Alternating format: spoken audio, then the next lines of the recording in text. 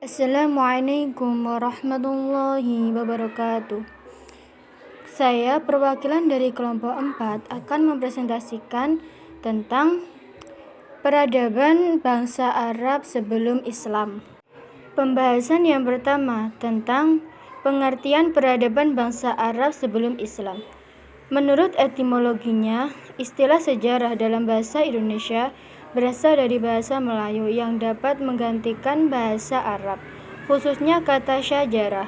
Sajarah adalah penjelasan tentang peristiwa manusia sebelumnya yang telah disusun secara ilmiah, meliputi urutan waktu, diberikan mempresentasi kritis dan dipraktikkan sehingga mudah dipahami. Pembahasan yang kedua tentang letak geografis Jazirah Arab.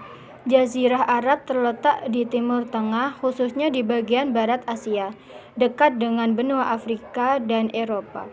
Meskipun tidak benar, karena mengacu pada Pulau Arab adalah praktis umum bagi orang Arab untuk menyebut wilayah mereka sebagai Semenanjung Arab.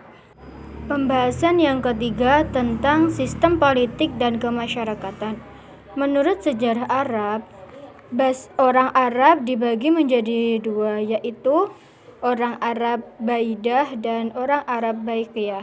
Sebelum Islam diciptakan, sudah ada bangsa Arab yang disebut Arab Baidiyah, orang Arab Aribah dan Arab Musta'ribah adalah dua kelompok yang membentuk orang Arab Baqiyah.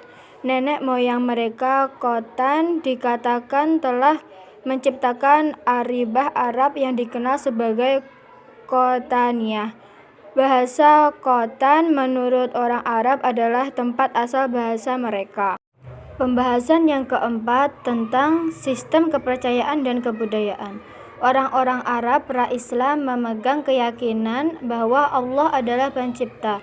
Mereka mempraktikkan iman yang meninggikan Allah dan menyadari keesaannya. Mereka sering mendapat dakwah dari para nabi utusan Allah sebelum Nabi Muhammad mengutus mereka. Pembahasan yang kelima tentang kehidupan sosial masyarakat Jazirah Arab. Puisi bukan hanya sebuah bentuk seni, juga dapat menggambarkan cara hidup, watak, dan tradisi orang-orang Arab pra-Islam yang terkenal sepanjang masa jahiliyah.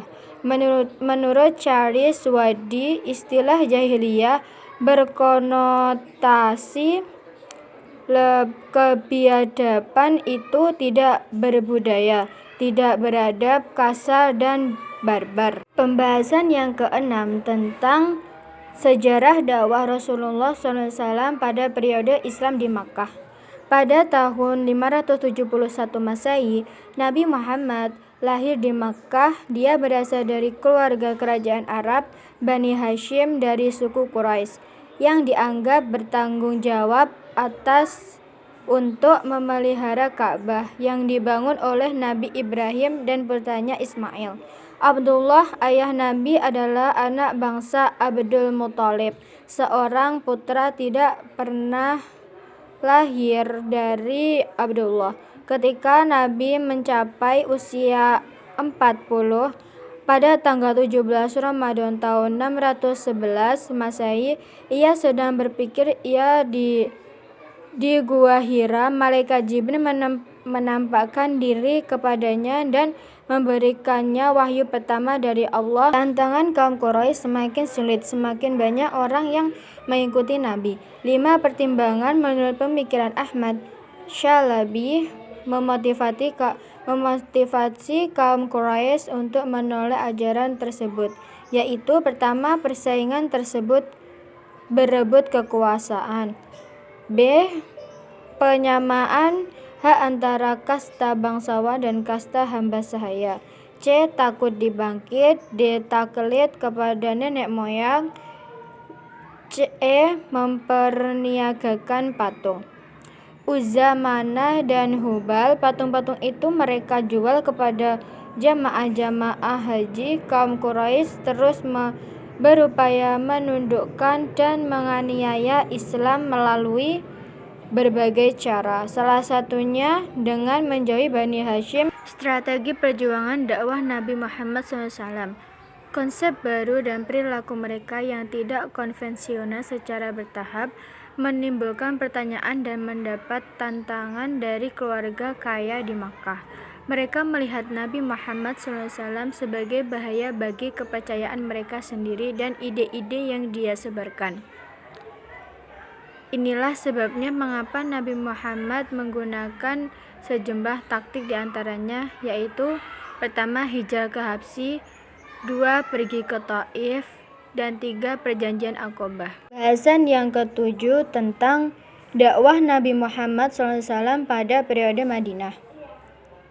Setelah umat Islam merasa terkurung di wilayah dakwah Makkah, Madinah dianggap sebagai tempat lahirnya Islam yang baru. Kesetiaan masyarakat Yathrib untuk mengubah sikap dan perilaku, bahkan kesediaan mereka untuk berperan sebagai pengawal Nabi dalam perjanjian Aqabah 1 dan 2 menunjukkan keefektivitas dakwah Nabi. Imigran Muslim dari Makkah ke Madinah disebut sebagai Muhajirin dan Muslimin yang tinggal di Madinah disebut sebagai Ansor. Prinsip-prinsip perjanjian Piagam Madinah. Pertama, kaum Muslimin dan kaum Yahudi hidup secara damai, bebas memeluk dan menjalankan ajaran agamanya masing-masing. 2. Orang-orang Yahudi berkewajiban memikul biaya mereka sendiri dan kaum Muslimin wajib memikul biaya mereka sendiri. 3. Apabila salah satu pihak diperangi musuh, maka mereka wajib membantu pihak yang diserang. 4. Di antara mereka saling mengingatkan dan saling berbuat kebaikan serta tidak akan saling berbuat kejahatan. Untuk metode dan evaluasi metode pembelajaran SKI yaitu menggunakan metode Pakem, metode Inquiry, dan metode Cooperative Learning. Evaluasi pembelajaran SKI menggunakan teknik penilaian pengetahuan, tes tertulis, penilaian psikomotorik unjuk kerja, penilaian efektif, lembar observasi, dan pilihan ganda dan uraian singkat. Sekian presentasi dari saya. Bila ada kurang lebihnya, saya mohon maaf. Wassalamualaikum warahmatullahi wabarakatuh.